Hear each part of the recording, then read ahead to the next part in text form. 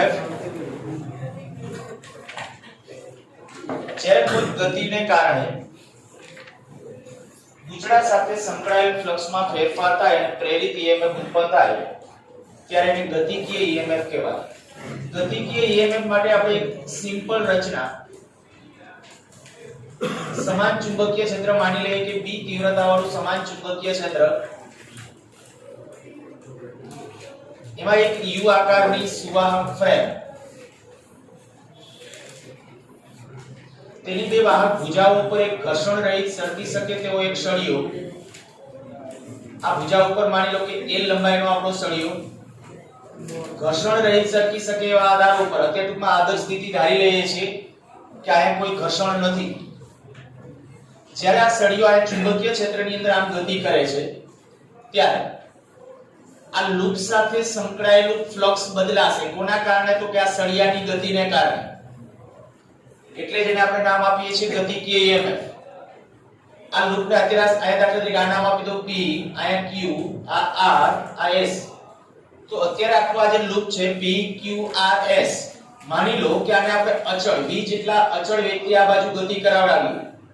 જો V જેટલા અચળ વેગથી ગતિ કરાવડાવીએ તો આની સાથે સંકળાયેલ ફ્લક્સમાં જે ફેરફાર થાય એનું કેલ્ક્યુલેશન કરવું છે.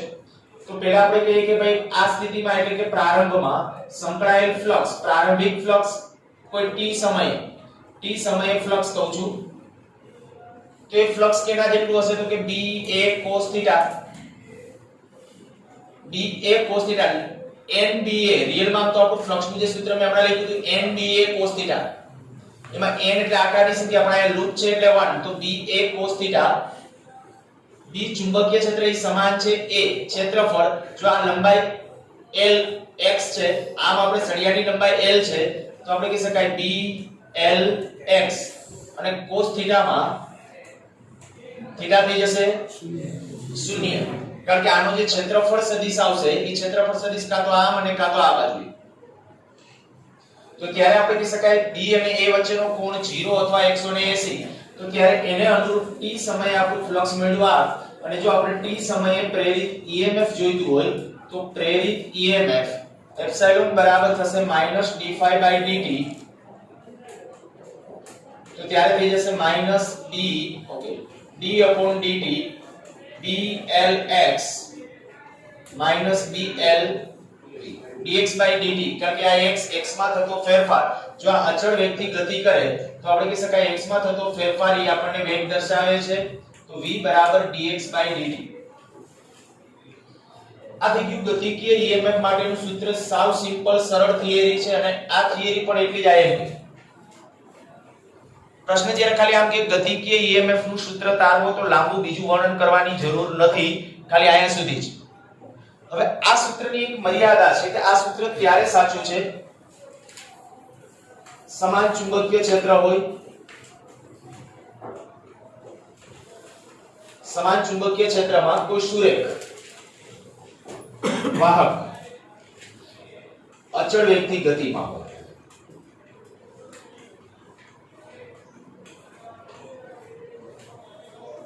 ચુંબકીય ક્ષેત્ર સમાન હોય, તાર પણ સુરેખ હોય અને અચળ વેગથી ગતિમાં હોય.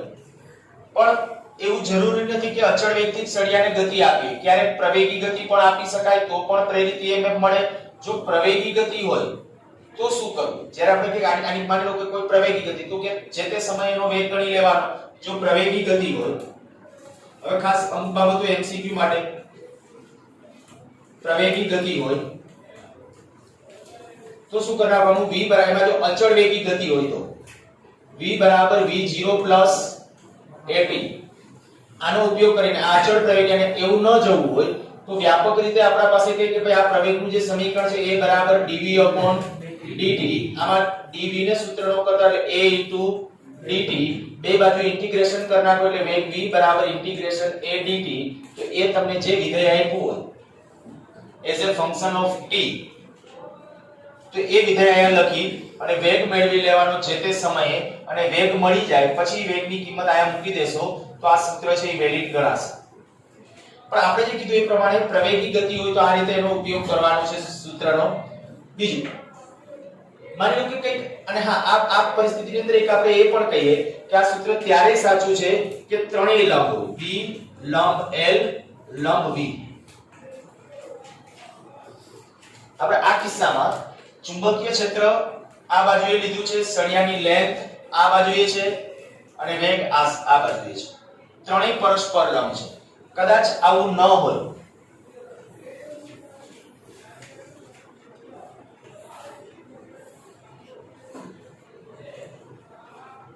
એને સમજાવવા માટે એક પેલા સૂત્ર છે, લંબ રૂપે ન હોય તો એને સમજવા માટે માની લઈએ કે આ અત્યારે ચુંબકીય ક્ષેત્ર આ રીતે આમ છે.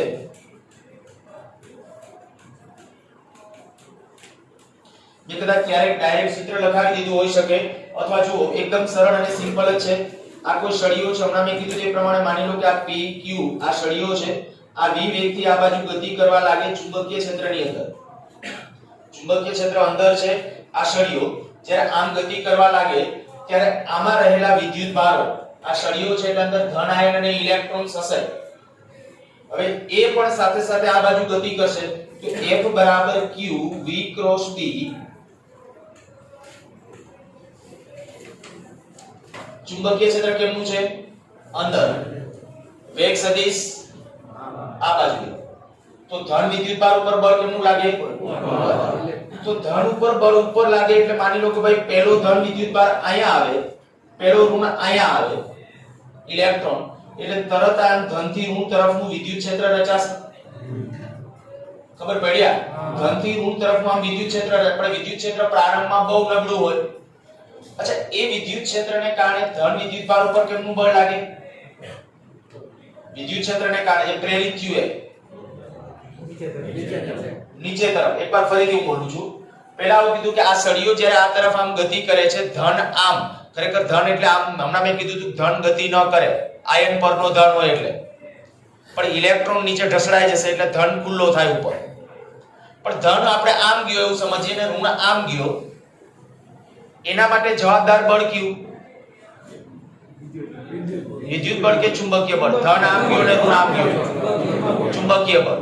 કારણ કે આપણે કીધું એ પ્રમાણે ચુંબકીય ક્ષેત્ર આમ છે, વેગ સદિશ આ બાજુ છે એટલે બળ ઉપર તરફ લાગશે. ચુંબકીય ક્ષેત્રને કારણે ધન આયા ગયો, ઋણ આયા ગયો. હવે ધન આયા આવ્યો, ઋણ આયા આવ્યો એટલે વિદ્યુત ક્ષેત્ર આમ ક્રિએટ થશે.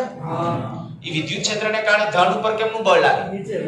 તો એનો અર્થ કે હવે આયા વચ્ચે જે બીજા ધન વિદ્યુત ભારો હશે ને એના ઉપર નીચે બળ લાગશે. પણ હજી બળ નાનું હશે કારણ કે પેલું વિદ્યુત ક્ષેત્ર બહુ નાનું છે, તો ત્યારે બળ ખૂબ ઓછું હશે. તો હજી આપણે કઈ ઓલા ચુંબકીય બળને પરિણામે કેટલાક ધન અહીંયા આવે છે એવું સમજીએ, ઇલેક્ટ્રોન્સ નીચે જાય છે એવું સમજીએ. તો જેમ અહીંયા ધન વધતા જશે, અહીંયા ઋણ વધતા જશે, એનું વિદ્યુત ક્ષેત્ર વધતું જશે. અને વિદ્યુત ક્ષેત્ર વધતા એક સ્થિતિ એવી આવે કે જ્યારે આ બે સમાન થાય, QE બરાબર QV ક્રોસ B, પછી કોઈ વિદ્યુત ભારો સળિયામાં ગતિ ન કરે. વેગ આ બાજુ છે પણ આમ કે આમ ગતિ નહીં કરે. ખબર પડી શું કહું છું? તો આવી સ્થિતિમાં Q કેન્સલ કરો એટલે થયું આવું, E બરાબર V ક્રોસ B.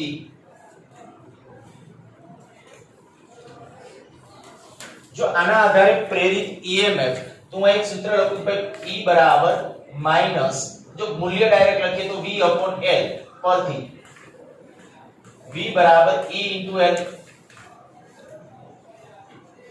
અચ્છા, હવે વીજ સ્થિતિમાન કેવી રાશિ? સદિશ કે અદિશ? અદિશ. વીજ સ્થિતિમાન અદિશ રાશિ. વિદ્યુત ક્ષેત્ર સદિશ, L સદિશ. જો આને આપણે આમ લખવું તો આપણે લખીએ આ અદિશ છે એટલે E ડોટ L લખાય. આવું E ને બદલે હું આ સૂત્ર મૂકી દઉં છું, V cross B dot L. કોઈ પણ લેવલના પ્રશ્નો સોલ્વ કરવા માટે આ સૂત્ર ખાસ કામ આવશે. સળિયામાં પ્રેરિત પ્રવાહ મળશે કે કેમ, તો એના માટે મેં આના ઉપર એક કોડ લખાવેલો હતો કે B, V અને L પૈકી કોઈ પણ બે સમાંતર ન હોવા જોઈએ. જો થોડુંક ફીલિંગ કરો આના ઉપરથી, શું કામ? માની લો કે V ને B બે સમાંતર હોય તો V ક્રોસ B કેટલું થાય? V ક્રોસ B 0 થશે ને. માની લો કે B અને L સમાંતર છે તો માની લો કે B આમ છે, L આમ જ છે, બે આમ જ છે, વેગ આમ છે. વેગ આમ આવ્યો તો v ક્રોસ b કેમનું આવે? હવે v ક્રોસ b એનો l સાથે ડોટ ગુણાકાર છે, તો v ક્રોસ b અને l સાથે ગુણાકાર કે cos 90 ડોટ ગુણાકાર એટલે 0 તો 0 થઈ જશે. એનો અર્થ એવો થાય કે પ્રેરિત EMF મળે ને એના માટે આમાંથી કોઈ પણ બે પરસ્પર સમાંતર હોવા જોઈએ નહીં. બાકી કેમ હોવા જોઈએ હું નથી કહેતો, ક્રોસમાં હોઈ શકે પણ કોઈ પણ બે પરસ્પર સમાંતર ન હોવા જોઈએ. એટલે v કે b, b કે l, v કે l કોઈ પણ બે પરસ્પર સમાંતર ન હોય તો પ્રેરિત EMF મળે. અચ્છા, આવી રીતે આ કહું, આ ચુંબકીય ક્ષેત્ર છે. માની લો કે એક સળિયો l લંબાઈનો સળિયો આમ ગતિ કરે છે v વેગથી. ચુંબકીય ક્ષેત્ર b છે, આમાં પ્રેરિત EMF કેટલું?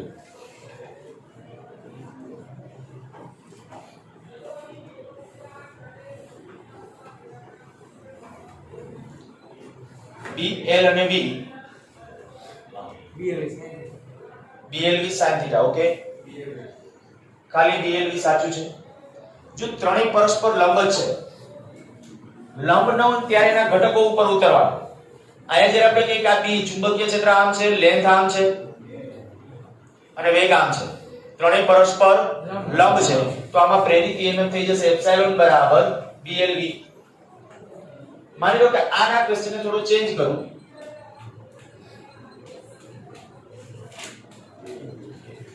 આ ચુંબકીય ક્ષેત્ર આવી રીતે ડોટ વડે છે, એક સળિયો l લંબાઈનો સળિયો માની લો કે ગતિ કરે છે v જેટલા વેગથી.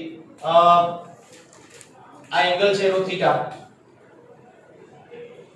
આ લેન્થ l, વેગ v, ચુંબકીય ક્ષેત્ર b, સળિયામાં પ્રેરિત થતું EMF BLV cos θ sin θ કેટલા કેજો cos. ઓકે, આપણે જે કીધું તે પ્રમાણે p, v અને l ત્રણેય પરસ્પર લંબ થાય ને એ હોવું જોઈએ. જો નથી તો એવા ઘટકો લેવાના. તો b આમ છે, સોરી આ બાજુ છે, l છે આવી રીતે આમ છે, તો b અને l તો લંબ છે પણ વેગ છે એ લંબ નથી. તો વેગનો આ બાજુનો ઘટક કયો આવશે? sin. વેગનો આ ઘટક આવશે એ એવું થશે ને? કે નથી ખબર પડતી? તો આપણે એના આધારે તમે કહી શકો કે વેગનો આ બાજુનો ઘટક કયો આવી જશે? cos. તો આપણું પરિણામ આવું આવી જશે એપ્સિલોન બરાબર BLV cos θ. અચ્છા, આ આમ ક્વેશ્ચન પૂછું. માની લો કે આ પૃથ્વી છે અને પૃથ્વીનો અહીંયા કોઈ એક પોલ છે, નોર્થ પોલ માની લઈએ, અને એ વખતે અહીંયા એક પ્લેન, માની લો કે એક પ્લેન છે એ ગતિ કરે છે ત્યારે એની પાંખ, એનું ઉડ્ડયન આ તરફ છે પ્લેન, ત્યારે પ્લેનની પાંખના બે છેડા વચ્ચે પ્રેરિત EMF મળશે.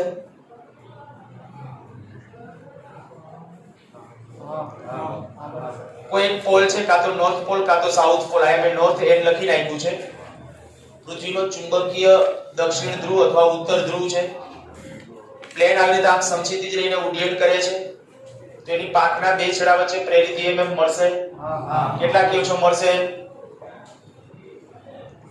ઓકે, જો ત્રણેય લંબ થતું હોય p, l અને v તો મળશે. ચુંબકીય ક્ષેત્ર કેમનું હશે? આ નોર્થ પોલ હોય તો આ નોર્થ પોલ છે પૃથ્વીનો, પૃથ્વીનો નોર્થ પોલ હોય તો અહીંયા ચુંબકીય ક્ષેત્ર બારે હોય કે અંદર? S માંથી ક્ષેત્ર રેખાઓ નીકળે ને કે n માંથી? ચુંબકના n માંથી નીકળે. આ ચુંબકનો n નથી, પૃથ્વીનો n છે નોર્થ પોલ, તો ત્યાં દાખલ થાય કે વિસ્મૃતિ છે. પૃથ્વી જ્યારે છે ત્યારે એની અંદર તમારે પહેલા આવું ઇમેજિનેશન કરો કે અંદર એક મહાકાય ગજિયો ચુંબક, હું આવું કહેતો છે તે સમયે, તો ગજિયા ચુંબકનો જે બાજુ નોર્થ પોલ હોય ને એ પૃથ્વીનો દક્ષિણ ધ્રુવ હોય. ત્યાંથી ક્ષેત્ર રેખાઓ આમ નીકળતી હોય અને ત્યાંથી આ ક્ષેત્ર રેખાઓ જતી હોય. આવી રીતે આમ હશે. એટલે ધ્યાન રાખજો, પૃથ્વીનો જે નોર્થ પોલ છે એ ચુંબકનો કયો થાય? સાઉથ. તો અહીંયા આપણે કહીએ કે અત્યારે ચુંબકીય ક્ષેત્ર રેખાઓ કેવી રીતે હશે? અંદર એન્ટર થતી હશે. હવે ચુંબકીય ક્ષેત્ર રેખાઓ જ્યારે અંદર એન્ટર થાય છે એટલે ચુંબકીય ક્ષેત્ર આમ થયું, વેગ સદિશ આમ થયો, અને પાંખના બે છેડા વચ્ચે એટલે પાંખ આવી આમ છે ને તો ત્રણેય લંબ છે તો પ્રેરિત EMF મળશે. અચ્છા માની લો કે આ પૃથ્વીનું વિષુવવૃત્ત હોય તો આયા પૃથ્વીના વિષુવવૃત્ત હોય તો મળે પ્રેરિત EMF આ વિષુવવૃત્ત પાસે તો નહીં મળે કારણ કે વિષુવવૃત્ત પાસે ચુંબકીય ક્ષેત્ર આમ હશે. ખબર પડી ગઈ કે નહીં? તો ત્યારે પ્રેરિત EMF નથી મળતું. અચ્છા માની લો કે આમ નહીં તો પૃથ્વીના કોઈ સ્થળે જ્યાં એંગલ ઓફ ડીપ phi છે પૃથ્વીના કોઈ સ્થળે એંગલ ઓફ ડીપ phi છે એવી જગ્યાએ મળે કે ના મળે?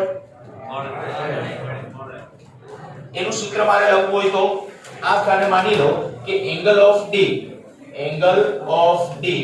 phi છે એવું આ પૃથ્વીનું કોઈ સ્થળ છે તો એ જગ્યાએ પ્રેરિત EMF નું સૂત્ર કોણ લખાવશો?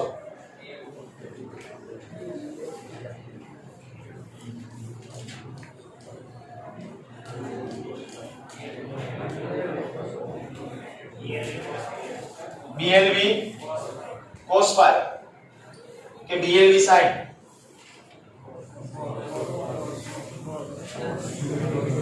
સીધો આ છે. માની લો પૃથ્વીનો અત્યારે આપણો આ સ્થળ એંગલ ઓફ ડીપ phi છે. એંગલ ઓફ ડીપ નો અર્થ શું?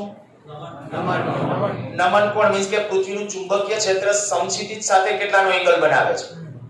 આ સમક્ષિતિજ સાથે એંગલ phi છે.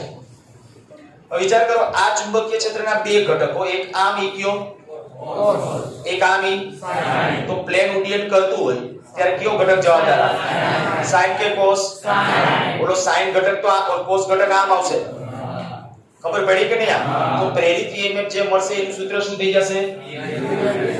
એપ્સિલોન બરાબર BLV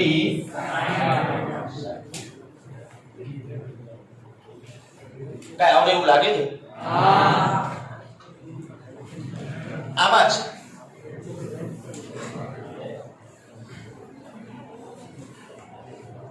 આ દાખલા તરીકે આપણું ચુંબકીય ક્ષેત્ર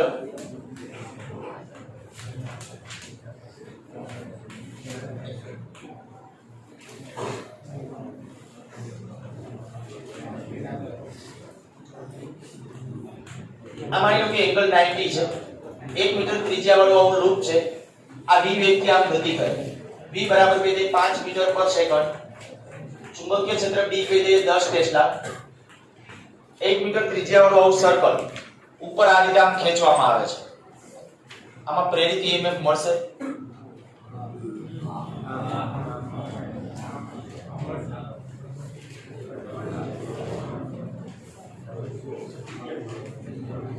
મળશે. અચ્છા કયો છેડો આ બેમાંથી કયો છેડો ધન બનશે કયો ઋણ બનશે?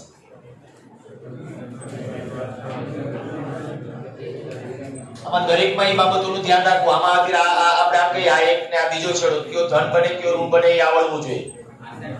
આમાં અત્યારે આપણે કયો ધન ઋણ એ ધન આવશે. ચુંબકીય ક્ષેત્ર આમ છે વેગ સદિશ આમ છે ઉપર તરફ તો ધન ઉપર બળ આ બાજુ લાગે એટલે આ બાજુનો છેડો ધન આ બાજુનો ઋણ. અચ્છા પ્રેરિત EMF નક્કી કરવું હોય તો કેટલું?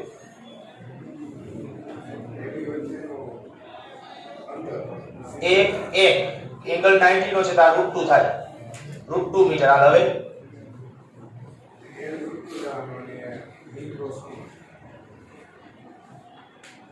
એટલે BLV ડાયરેક્ટ ઉપયોગ કરી નાખું ચાલે. એપ્સિલોન બરાબર BLV. જો આવું ગમે ત્યારે હોય તમને ગમે કોઈ પણ બે બિંદુ વચ્ચે આ પ્રેરિત EMF આવું નક્કી કરવાનું કીધું છે તો આ બે બિંદુ વચ્ચે પ્રેરિત EMF નું મૂલ્ય નક્કી કરવા માટે આ બે વચ્ચેનું જે ડિસ્ટન્સ હોય એટલું જ લેવાનું છે. તો આ થશે √2. પહેલા આટલી ખબર પડી જાય ને બધા આ √2 થયું. હવે જો જે ઈ સળિયો ગણો અને ઈ સળિયો આપ ગતિ કરે છે એ આમ ઉપર તરફ ગતિ કરે વેગ સદિશ આમ થયો ચુંબકીય ક્ષેત્ર ત્રણેય લંબ તો આ ડાયરેક્ટ આનો ઉપયોગ કરી શકાય. b કેટલું છે 10 ટેસ્લા l √2 અને v 5. આમાં હું એક પાર્ટ પાડીને કદાચ આવી રીતે આમ કહું આના જેવા આપણે કર્યા છે ખાલી એક જ ક્વેશ્ચન. આ ચુંબકીય ક્ષેત્ર આ છેડો a આ b આ c આ દાખલા તરીકે આમ ગતિ કરાવો આ બાજુ ગતિ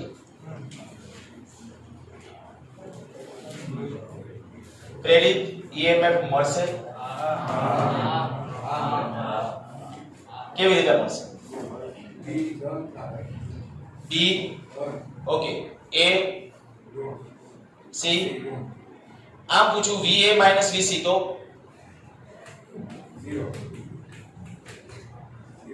0 આ બે વચ્ચે પ્રેરિત ઈએમએફ ન મળે પણ આના નાના વચ્ચે VA માઈનસ VB કહીએ તો માની લો કે આની ત્રિજ્યા છે 1 મીટર છે ચાલો D L જ રાખો ત્રિજ્યા તરીકે કાઈ વાંધો નહીં L લખું ત્રિજ્યા જ આવશે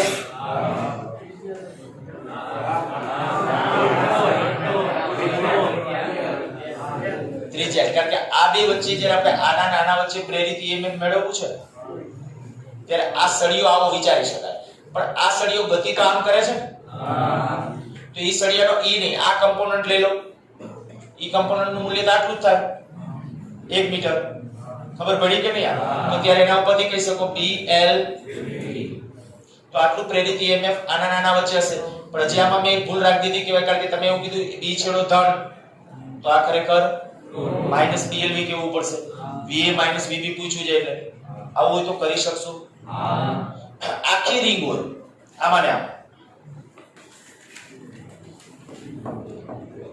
આમાં મળતું નેટ ઈએમએફ કેટલું આવડી જાય કે નહીં સારું તો હવે લગભગ એના રિલેટેડ પ્રશ્નો સોલ્વ થઈ જશે આ અત્યારે અટકાવી દઈએ